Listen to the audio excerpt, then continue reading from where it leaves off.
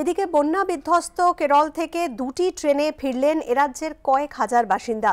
Station থেকে গন্তব্যে যাওয়ায় বাস না পেয়ে কোনা এক্সপ্রেসওয়ে অবরোধ। আমাদের প্রতিনিধি সুনীত হালদারের সঙ্গে আমরা যোগাযোগ করেছি। সুনীত, ঠিক কি খবর রয়েছে?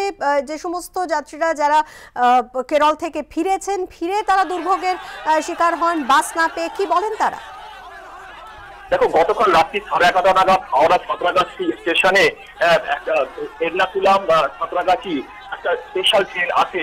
ওই ট্রেনে প্রায় 1000-2,500 যারা এ রাজ্যের বাসিন্দা তারা ঘরে ফিরেন এবং ওখানেই তৃণমূল কংগ্রেসের পক্ষ থেকে ওখানে একটা ক্যাম্প তৈরি করা হয় স্টেশনের বাইরে এবং সেখানে রাজ্যের মন্ত্রী রাজীব ব্যানার্জি দায়িত্ব ছিলেন এবং সরকারের পক্ষ থেকে জানানো হয়েছিল যে যে বাস স্ট্যান্ড আছে সাঁতরাগাছি, সেখানে সরকারি বাসে পর্যাপ্ত বন্দোবস্ত থাকবে।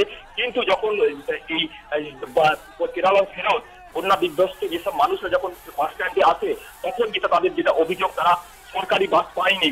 এরপর তারা ক্ষোভে ফেটে পড়ে। প্রায় মিনিট 20 পর্যন্ত, 12:30 পর্যন্ত তারা অবরোধ করে এবং এই ঘটনাস্থলে পুলিশ ছুটে আসে এবং এই কথা মন্ত্রীর কানেও যায়। মন্ত্রীর হস্তক্ষেপের সঙ্গে সঙ্গে পরিবহন দল যারা অফিসার ছিলেন তারা সঙ্গে সঙ্গে বাসের বন্দোবস্ত করে এবং যারা যাত্রী ছিল, যারা বানিয়েছিলেন, তাদেরকে পৌঁছে দেওয়া শিয়ালদা এবং বিভিন্ন স্টেশনে। এছাড়াও 4:20 নাগাদ আর একটা ট্রেন আছে সাঁতরাগাছিতে, যেটাও দক্ষিণ পূর্ব রেলের স্পেশাল ট্রেন, এর্নাকুলাম থেকে আসছে। সেখানেও প্রায় 3000-এর মতো যাত্রী এসেছেন। তারা সবাই কিন্তু বন্যায় আটকে পড়েছিলেন। প্রাণ বাঁচাতে ভয়ে আতঙ্কে তারা ফিরে এসেছেন বলে তারা জানিয়েছেন। সেখানে রাজ্যের আরেক মন্ত্রী অরূপ রায় ছিলেন। সেখানে খাবারের বন্দোবস্ত করা হয়েছিল, বিরিয়ানির প্যাকেট, এবং তারা নামার সঙ্গে সঙ্গে ট্রেন থেকে তাদের জল এবং বিরিয়ানি খাবার দেওয়া হয় এবং আগে থেকেই বাসের বন্দোবস্ত ছিল, তাদেরকে বাসে করে তাদেরকে বাড়িতে পৌঁছানোর বন্দোবস্ত করা হয়। মন্ত্রী জানিয়েছেন সরকারের পক্ষ থেকে যাবতীয় বন্দোবস্ত করা হয়েছে, তারা সুস্থভাবে যাতে বাড়ি ফেরে।